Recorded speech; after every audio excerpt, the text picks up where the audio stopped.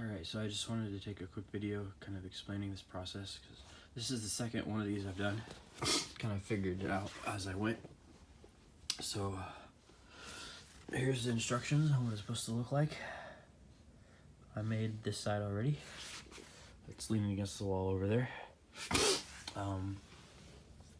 But yeah, basically, so this block is 1 inch by 1 inch by 1 inch. It's like slightly thinner than an inch actually. It's this from here to here. It's just shy of an inch by like an eighth. So anyway, but to make sure that this lines up with the edge here, and that they're all the same. So the ones with the notches at the bottom that fit into these holes, there's one that has one in the middle, and then two that have two on the ends. So what I do is I use this block with one of these lined up so that the edge is here, and then make sure it fits, that this groove is going to be bigger than the hole, because the hole, they both have to be trimmed so that they're the size of this block.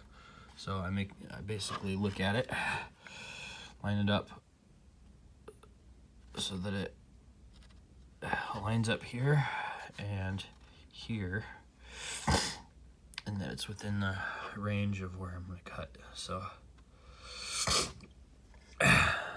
and then I mark with the pen along here, and then I'll put this on top. It's hard to actually do it when I only have one hand, because the other hand's holding the camera.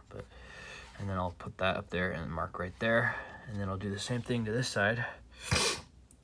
Mark right here, mark around all the way around this block, and then I'll mark up this edge here,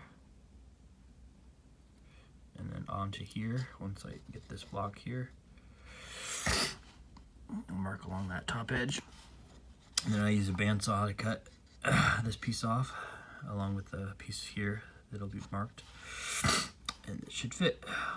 For the holes, I use a jigsaw, unless this particular part is too big to fit on a table, so I'll use the jigsaw and just go slow and cut carefully.